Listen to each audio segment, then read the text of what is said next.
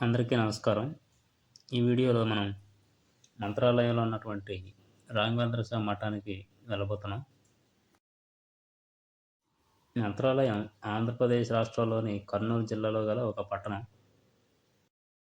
ఇక్కడ మంత్రాలయంలో ధ్రువ నక్షత్ర సమానమైనటువంటి రాఘవేంద్ర స్వామి గురువుగారి మఠం అయితే ఇక్కడ ఉంది. ఈ రాఘవేంద్ర స్వామి మఠం కర్నూలుకి 100 కిలోమీటర్ల దూరంలో తుంగభద్ర నది తీరాన ఉంది. ఇది రాఘవేంద్ర స్వామి మఠానికి వెళ్ళడానికి ప్రధాన ద్వారం. ఈ ద్వారానికి ఇరువైపులా మనం చూస్తున్నట్లయితే విష్ణుమూర్తి అవతారాలన్నీ కూడా చెక్కబడి ఉంటాయి. విష్ణుమూర్తి అవతారాలన్నీ చిత్రమాలికల ద్వారా మనకి ప్రదర్శించబడుతూ ఉంటాయి. శ్రీ గురు రాఘవేంద్ర స్వామి వారు 1595లో తమిళనాడులోని భువనగిరిలో జన్మించినట్లుగా తెలుస్తోంది. అతను వెంకటేశ్వర స్వామి వరప్రసాదంగా పుట్టడం వలన వెంకటనాథుడు అనే పేరు పెట్టారు. రాఘవేంద్ర స్వామి యుక్త వయసు అనంతరం సాధారణ జీవితాన్ని విడిచిపెట్టి సన్యాసాన్ని స్వీకరించారనేసి ఆ తర్వాత రాఘవేంద్ర స్వామిగా పేరు మార్చుకున్నట్లుగా తెలుస్తుంది. ఇక్కడి నుంచి మన ఆలయంలోనికి ప్రవేశించాలి. ఆలయం యొక్క ప్రధాన ద్వారం. ఇక్కడ మీరు చూస్తున్నారు కదా, ఇదే స్వామివారి జీవ సమాధి పొందిన ప్రదేశం.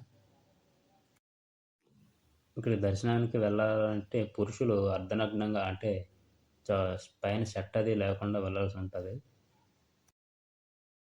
రాఘవేంద్ర స్వామివారు శ్రీకృష్ణుని ఉపాసించేవారు. తద్వారా ఇతను వైష్ణవాన్ని అనుసరించినట్లుగా మనకి తెలుస్తోంది. రాఘవేంద్ర స్వామి వారిని ప్రహ్లాద అవతారంగా చెప్పుకుంటారు. ఇక్కడున్న ఈ మార్గానికి ఇరువైపులా మనం చూస్తున్నట్లయితే నదులు వాటి యొక్క ప్రాముఖ్యతలు కూడా మనకి తెలియజేస్తున్నాయి. ఏ ఏ నదులు ఎక్కడెక్కడ పుట్టాయనేది ఈ చిత్రమార్గల ద్వారా మనకి తెలియజేస్తున్నాయి. ఇక్కడ మీరు చూస్తున్నది తుంగభద్ర నది.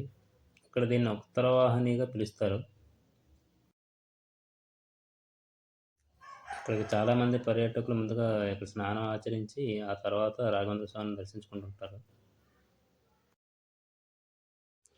కర్నూలులో మనం పర్యటించాల్సిన ప్రదేశాల్లో మంత్రాలయం కూడా ఒకటి. మంత్రాలయానికి భక్తులు శ్రీ రాఘవేంద్ర స్వామిని దర్శించుకోవడానికి ఎక్కువగా వస్తూ ఉంటారు.